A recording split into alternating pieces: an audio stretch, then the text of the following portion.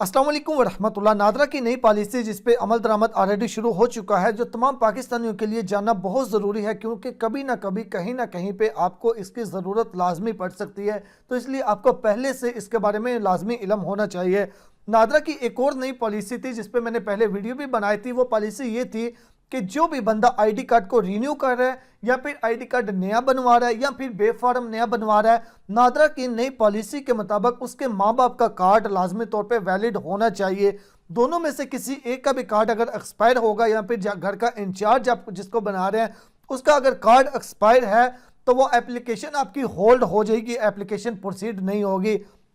यानी कि जिसका भी कार्ड आप अप्लाई कर रहे हैं उसका कार्ड तो यानी कि आप उसका तो अप्लाई कर रहे हैं, उसके साथ उसके माँ बाप का कार्ड या फिर घर के इंचार्ज का कार्ड वैलिड होना बहुत ज़रूरी है। अगर नहीं वैलिड होगा तो एप्लीकेशन प्रोसीड नहीं होगी।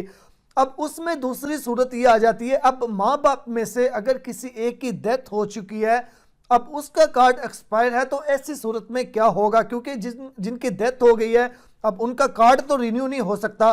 तो इस हवाले से जो नादरा की नई पॉलिसी है वफात के हवाले से वो ये है कि जिसकी भी डेथ हो जाए उसको लाजमी तौर पे आईडी कार्ड यानी कि नादरा की आइडेंटिटी कैंसिल करवानी होगी।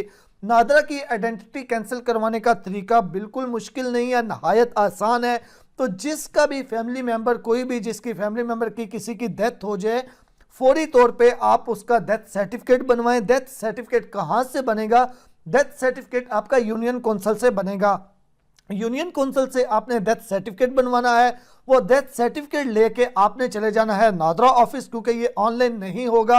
आपने फैमिली मेंबर में से माँ यानी कि वाइफ हो जाए, बेटा हो जाए, बेटी हो जाए, ब्लड रिलेशन में से कोई भी वो डेथ सर्टिफिकेट लेके तो नादरा ऑफिस चला जाए, वहां पे जाके उनकी आइडेंटिटी कैंसिल करवा दे। क्योंकि अगर आप उनकी आइडेंटिटी कैंसिल नहीं करवाएंगे तो आपका आईडी कार्ड जब एक्सपायर होगा आपको बहुत ज़्यादा मुश्किल हो जाएगी। फिर इमरजेंसी में ये सारा प्रोसीजर करवाने में आपका टाइम जो है वो तो जाएगा ही, नुकसान हो गई उसमें उसके साथ साथ आपको पैसे भी ज़्यादा देने पड़ेंगे और इमरजेंसी में बहुत सी मुश्किलात का सामना भी करना पड़ सकता है।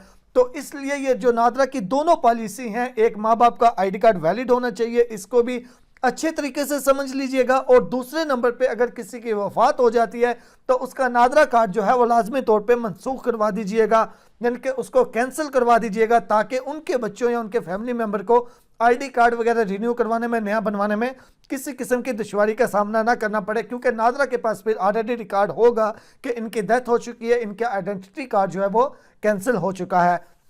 इन्फॉर्मेशन अच्छी लगी है तो लाइक और सब्सक्राइब ज़रूर कर दीजिएगा। मिलते हैं एक नई वीडियो के साथ, दुआ में याद रखिएगा। खुदा हाफिज़।